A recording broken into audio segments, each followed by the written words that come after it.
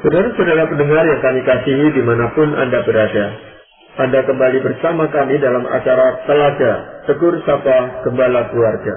Saya Gunawan Santoso dari Lembaga Bina Keluarga Kristen akan berbincang-bincang dengan Bapak Pendeta Dr. Paul Gunadi. Beliau adalah seorang pakar dalam bidang konseling. Perbincangan kami kali ini tentang mendampingi di saat akhir. Kami percaya acara ini pasti bermanfaat bagi kita sekalian. Dan dari studio kami mengucapkan selamat mengikuti. Pak Paul, kita yang sehat aja, yang masih segar, bugar, jadi butuh pendampingan, butuh orang yang dekat dengan kita, yang bisa mengerti perasaan kita. Nah, orang yang sakit itu tentu lebih membutuhkan, gitu Pak Paul ya. Tetapi mendampingi orang sakit dan orang sehat ini tentu beda, gitu Pak Paul. Ada hal-hal yang agak sulit gitu mendampingi orang yang sakit ini, karena selain perasaannya peka, kebutuhannya banyak, dan kita kadang-kadang nggak ngerti gitu Pak Paul, apa maunya dia nggak mengungkapkan itu apa adanya, tapi dia butuh itu pasti. Nah, ini bagaimana Pak Paul mendampingi orang yang sedang sakit seperti ini? Nggak gampang ya Pak Gunawan, karena juga setiap orang itu beda-beda ya caranya menghadapi sakit penyakit gitu atau menjalaninya. Jadi kita itu tuh sebagai orang yang terdekat dengan dia, nantinya tuh ya diharapkan mendampingi dia, tapi juga ini bukan tugas yang mudah. Jadi bukan saja melatihkan secara fisik, tapi seringkali juga memang melatihkan secara mental ya.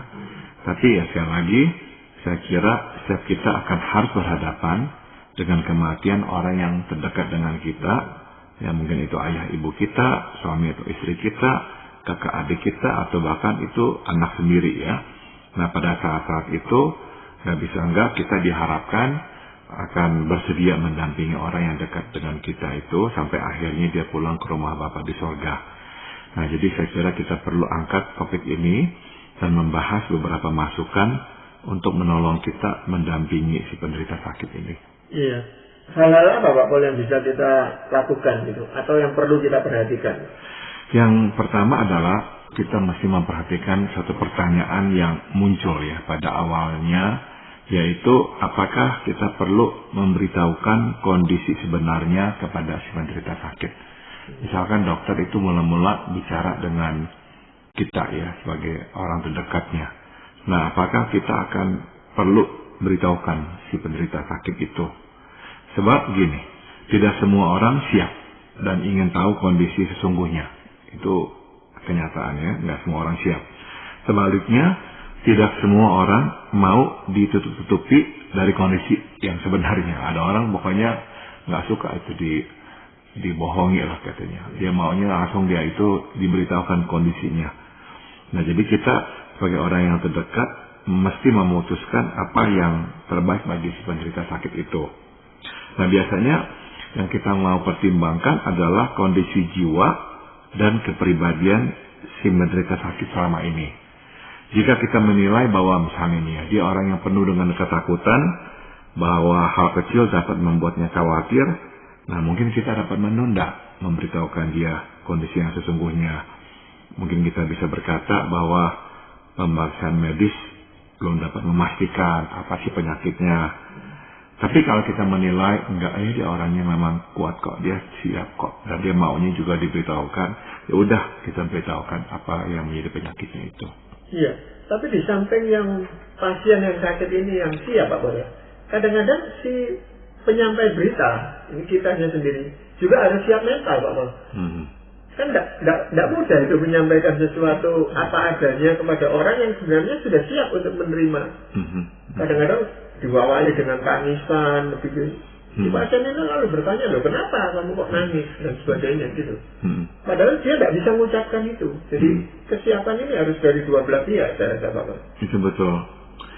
Ya, saya pernah juga mendampingi satu keluarga, ya begitu dokternya memberitahukan kepada keluarga itu, ya satu keluarga itu langsung menangis. Memang mereka nggak siap mendengar bahwa inilah kondisi sesungguhnya dari orang yang mereka kasihi itu.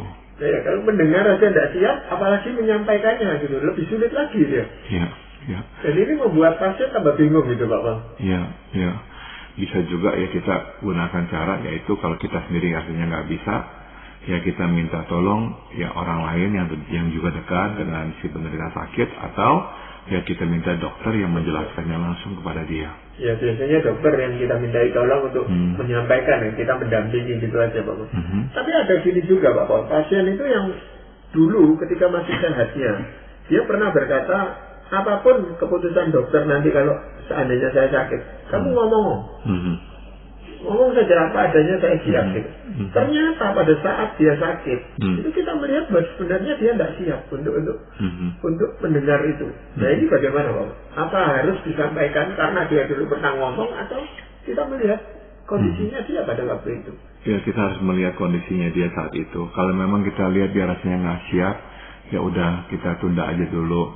Atau kita bisa berkata, ya kayaknya ada sesuatu, tapi dokter juga belum pasti apa itu. Kita tunggu lagi dah.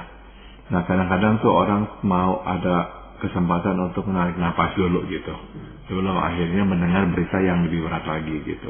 Ya, jadi yang penting itu adalah kondisi saat itu dong, bukan dulunya. Walaupun dulunya dia bilang sudah siap, tapi kalau kenyataannya enggak ya, kita tunda aja dulu gitu Pak. Waktu kita sehat memang kita akan berkata kita siap. Ya. Bagaimana Bapak mengenai hal-hal yang berikutnya itu? Yang berikutnya adalah setelah kita memberitahukan kondisi yang sesungguhnya, nah penting bagi kita untuk melibatkannya dalam proses pemilihan perawatan apa yang diinginkannya dan terbaik baginya. Sudah tentu apa yang diinginkannya belum tentu baik baginya, dan apa yang tidak baik mungkin itu justru yang diinginkannya. Kadang-kadang begitu.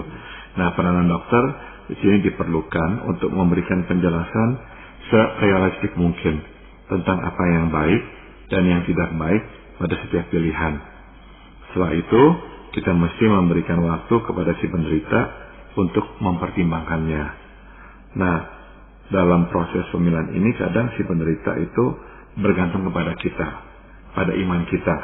Ada kalanya dia juga bingung, dia tidak tahu apa yang mesti dilakukannya. Nah, sudah tentu ya kita tidak mengambil alih tanggung jawabnya untuk memutuskan, tapi bila kita meyakini bahwa pilihan tersebut terbaik baginya, maka kita mesti menyampaikan hal itu kepadanya sejelas dan sekuat mungkin. Saya masih ingat saya pernah mendampingi seseorang yang memang terkena kanker dan harus menjalani kemoterapi. Waktu dia menjalani sekali itu, reaksinya memang berat sekali. Memang nggak setiap orang itu mempunyai reaksi yang seberat itu. Jadi banyak yang reaksinya bisa diredam dengan obat-obat ya. Tapi ada yang memang reaksinya itu tuh berat gitu. Sehingga dia sangat menderita sekali setelah kemoterapi yang pertama. Nah saya masih ingat waktu saya kunjungi dia mati-matian berkata, saya tidak mau. Saya lebih baik mati daripada saya menjalani kemoterapi lagi. Nah dia baru umur 30-an lagi itu. Anaknya masih sangat kecil. Akhirnya saya bujukin dia, saya bilang, kalau kamu memang udah kena penyakit ini tapi udah terlalu berat stadiumnya, saya akan terima. Tapi penyakit kamu ini termasuk penyakit kanker yang relatif bisa disembuhkan. Nah, kamu masih dalam stadium yang rendah, menjalani kemoterapi, kamu dapat dipastikan akan bisa sembuh. Nah, akhirnya saya benar-benar sepertinya memaksa dia dan saya janjikan saya akan dampingi kamu. Dan saya dampingi dia setiap kali kemoterapi, saya hadir, saya tungguin dia. Dan akhirnya dia jalan nih. Meskipun berat sekali, di rumah dia pulang juga berat, saya datangi, saya kunjungi, saya doakan, terus begitu. Lewat Pak Gunawan. Dan udah belasan tahun, tetap hidup sampai sekarang. Kalau saat itu dia menolak, benar-benar udah nggak ada hari ini. Gitu. Jadi kadang-kadang ya kita ini ya mau memberikan dia kesempatan untuk pilih, tapi kalau kita tahu pilihannya itu keliru, yang baik dia nggak mau, kita memang lebih harus mendesak dia untuk kalau bisa terima. Iya, atau kadang-kadang orang memilih pengobatan alternatif gitu Bapak, karena sudah terdesak pengobatan yang biasa dijalani toh tidak membawa hasil, dia katakan alternatif aja. Padahal kita tahu bahwa itu tidak akan membawa kesembuhan. Jadi gimana Bapak? Biasanya kalau saya dalam kondisi seperti begitu, saya akan ikuti. Karena dia itu merasa dia mesti coba gitu. Kalau dia nggak coba, dia nggak tahu. Ya udah kita ikutin aja dah. Meskipun sebetulnya ya akan makan waktu, makan uang lagi. Tapi kalau memang kita punya waktu dan kita punya uang, ya udahlah, jalani aja dah. Enggak, pengertian alternatif di sini yang saya maksudkan misalnya ke dukun atau dengan obat-obatan tradisional gitu. Gimana Pak Boleh? Oke, sudah tentu kalau ke dukun saya akan memang bilang ya jangan ya. Tapi misalkan obat-obat yang bersifat seperti herbs ya, seperti tumbuh-tumbuhan gitu ya. Nah saya pikir ya nggak apa-apa. Ya itu mungkin sekali bisa dipakai oleh Tuhan juga untuk memberikan kesembuhan. Atau kita bisa mintanya ngomong, coba yuk kita ke dokter, kita tanya apakah akan cocok ataukah efeknya akan buruk buat kamu. Kalau dokter juga berkata ya silakan nggak apa-apa, ya udah nggak apa-apa, jalani aja. Selain itu kesiapan kita sebagai pendamping apa Pak? Yaitu begini, kita ini nih memang mesti punya komitmen dan kesiapan untuk mendampinginya. Ya, jadi artinya bukan saja kita memberikan janji bahwa kita akan bersamanya melewati setiap tahapan perawatan, tapi juga kita menunjukkan kesiapan untuk melakukannya. Kenyataan memang membuktikan bahwa komitmen dan kesiapan tidak sama ya. Mungkin saja kita ingin menolong orang, tapi belum tentu kita siap melakukannya. Nah, si penderita sakit perlu melihat bahwa kita memang siap menjalaninya. Jadi kita berkata misalnya saya akan datang seminggu sekali, datanglah seminggu sekali. Kalau nggak bisa ya jangan gitu. Nah dia itu tuh soalnya nanti bisa jadi bergantung pada kita untuk memberikan dukungan itu. Tapi kalau kita udah janji tuh kita nggak datang, nah itu akan membuat dia kecewa sekali gitu. Sebab sekali lagi pada masa sakit orang itu akan mau bergantung pada orang yang paling dekat dengan dia. Itu nggak bisa enggak. Nah jadi kita juga mesti realistik berapa banyak dan seberapa jauh kita bisa mendampingi dia. Jangan sampai kita akhirnya hanya buat komitmen tapi akhirnya nggak bisa menepatinya. Iya, karena kan kita juga sendiri ketika sehat itu kan masih banyak pekerjaan yang harus kita selesaikan. Ya. Belum lagi mendampingi itu juga kadang-kadang mesti mengeluarkan dana gitu Pak Bos. Betul. Nah, itu. Betul. Jadi kalau kita tidak memberitahukan, jadi sebisanya kita datang gitu gimana Pak? Iya, memang kalau kita nggak bisa berikan janji, jangan berikan. Jadi kita bilang aja, saya akan datang ya sedapatnya dah. Saya nggak bisa janjikan berapa seringnya, tapi saya akan datang sedapatnya saya bisa datang. Nah, itu lebih baik, nggak apa-apa gitu. Sebab begini, sekali lagi ya saya tekankan bahwa orang yang sakit itu akan mau bergantung, akan butuh bergantung. Nah, kepada siapa? Pada orang-orang yang dekat dengan dia. Jadi dia masih bisa memang mengandalkannya. Sebab ada orang-orang yang begini Pak Gunawan akhirnya. Karena dia tahu dia nggak bisa mengandalkan orang dan dia nggak mau ngerepotin orang, akhirnya itu dia memilih untuk enggak menjalani perawatan. Ada orang-orang yang begitu, nggak mau. Sebetulnya alasannya dia nggak mau karena dia nggak mau menyusahkan orang lain. Jadi kalau kita mungkin tahu dia orangnya memang begitu, nah kita mesti tegaskan, nggak apa-apa, kami ini bisa bantu dan ini akan kami lakukan. Sehingga dia akhirnya mau menjalani perawatan. Iya. Menjaga supaya dia tidak merasa tertolak gitu ya Pak Boy ya? Iya. Jadi memang kita mau jelas sehingga dia nggak salah mengerti ya. Jangan sampai dia merasa kita udah mau lepas tangan, nggak mau lagi untuk mendampingi dia. Ya memang ini kalau waktunya tidak terlalu panjang, itu orang masih bersedia untuk mendampingi dia. Tapi kalau sudah berlarut-larut, lama-lama orang yang mendampingi ini bosan gitu loh Pak Boy. Betul. Jenuh sendiri. Betul. Lalu dia si pendamping ini akan merasa, loh kok saya terus ya? Iya. Orang lain kenapa sih tidak mau mendampingi? Terutama di antara saudaranya sendiri gitu Pak Bos. Betul. Jadi memang kalau kita ini nih misalnya harus merawat orang tua kita, nah seringkali itu dalam proses perawatan itu tuh antara saudara bisa memang akhirnya timbul kesalahpahaman. Karena yang satu akan merasa saya yang paling banyak berkorban, saya yang paling banyak di sini, kok yang lain nggak peduli. Nah jadi muncullah kemarahan dan sebagainya. Jadi sebaiknya kita itu nggak lihat ke kanan kiri ya. Kita hanya lihat kita semampunya berapa sering bisa mendampingi dia. Itu janji yang kita berikan kepada si penderita sakit.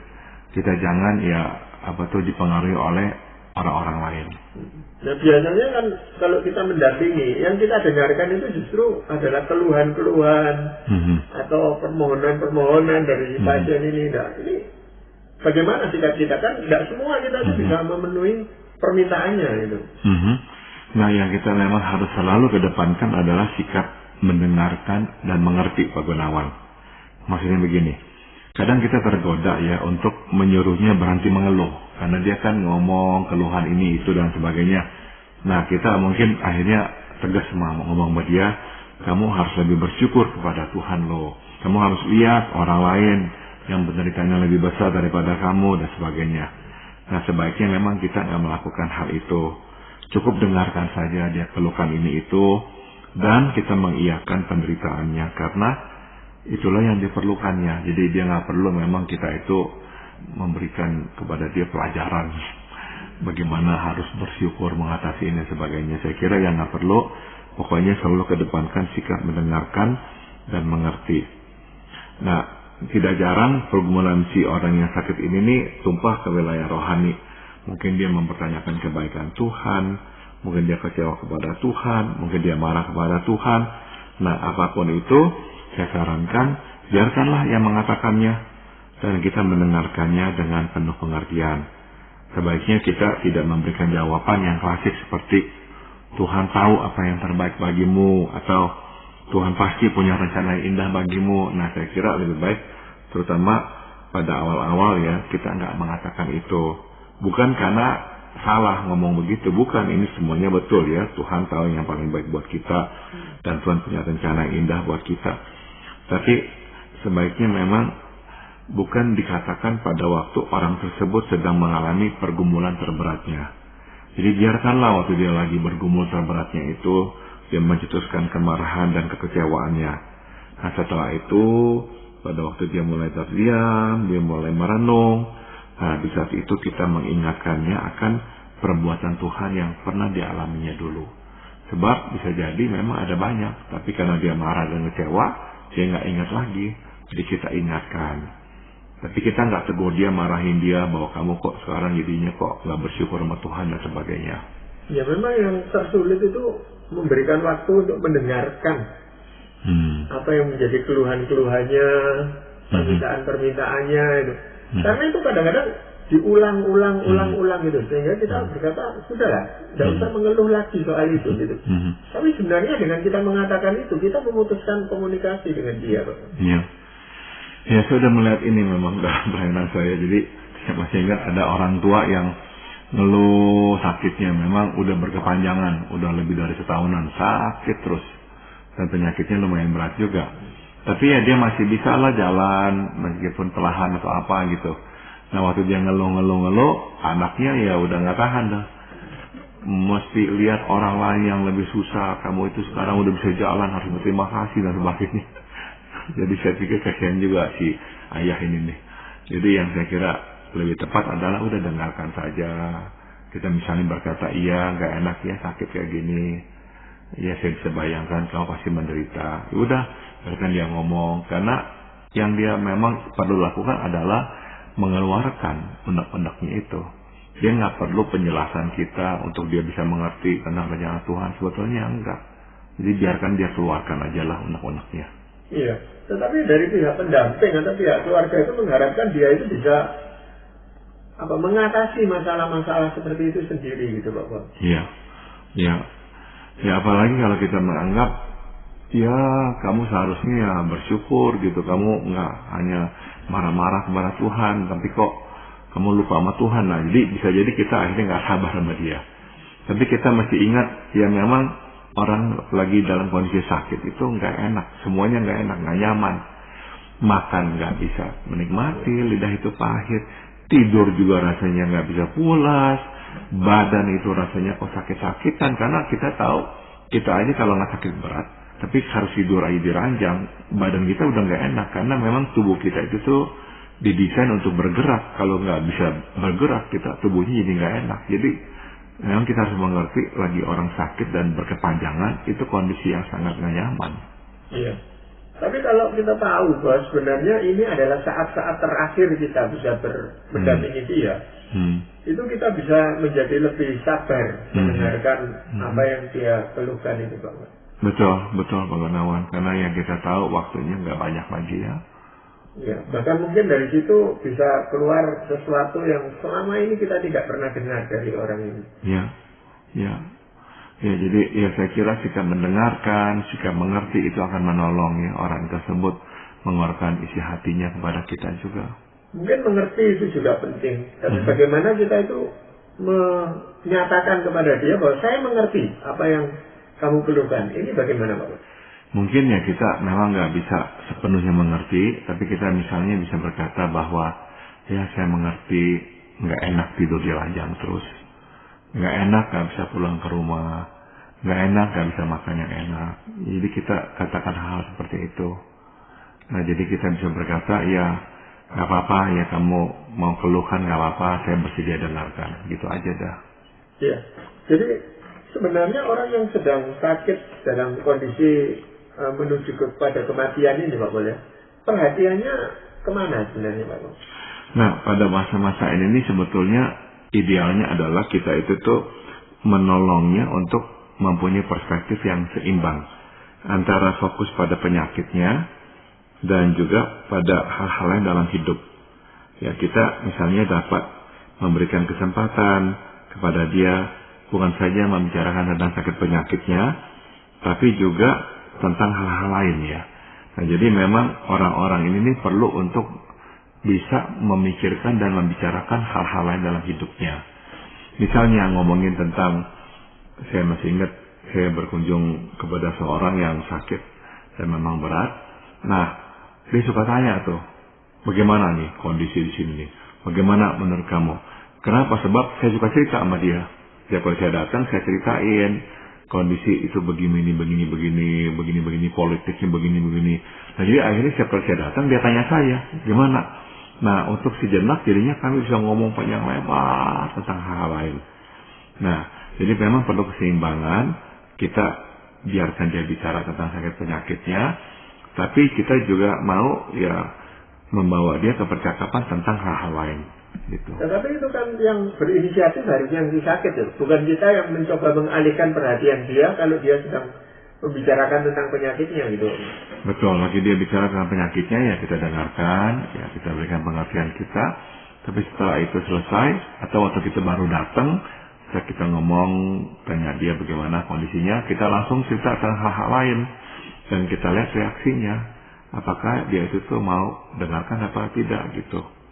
Misalkan saya tengok seseorang yang sedang sakit, dia lagi menonton tenis di televisi. Jadi saya tanya, sering nonton tenis ya? Iya. Bisa main tenis nggak? Bisa.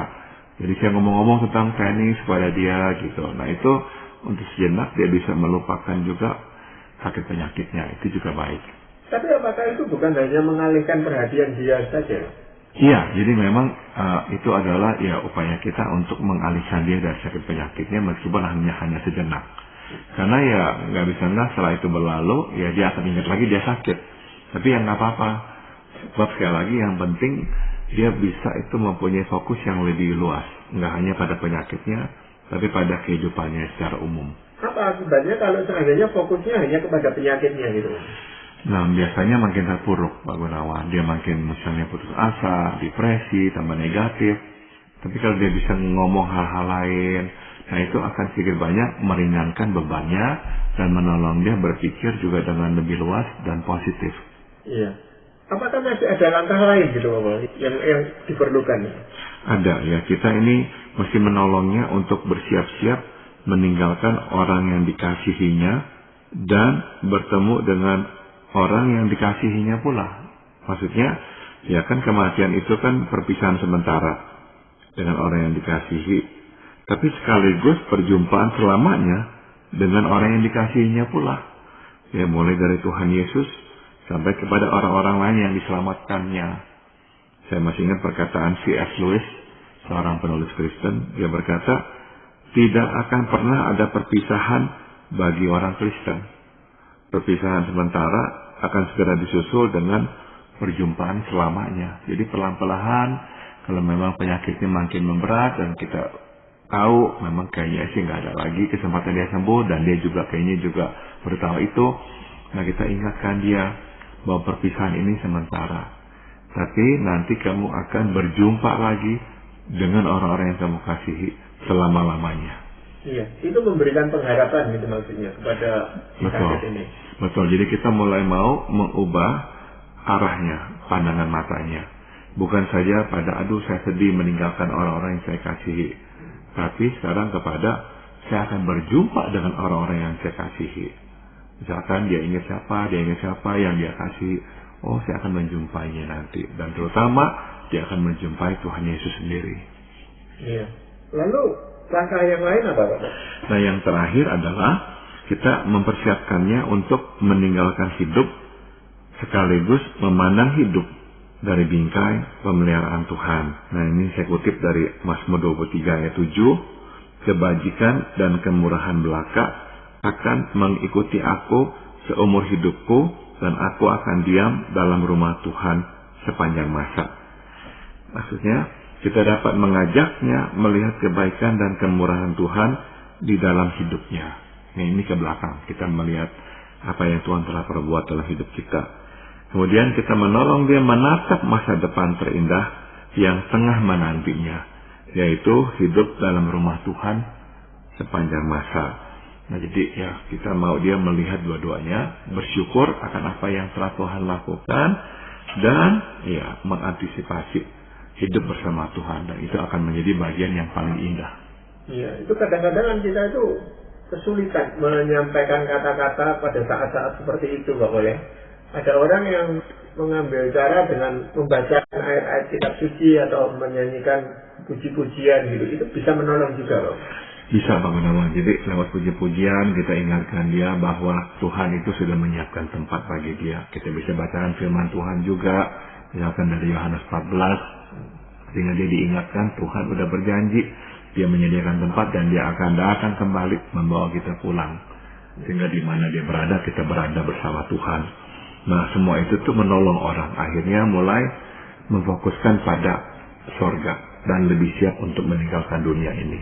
Iya, kondisinya makin lama makin menurun, dan kita tahu bahwa sebentar lagi dia koma misalnya, kita tidak bisa ngomong apa-apa kalau sudah begitu, Pak. Betul. Jadi memang sebelumnya dia koma, itulah yang kita harus mulai sampaikan kepada dia.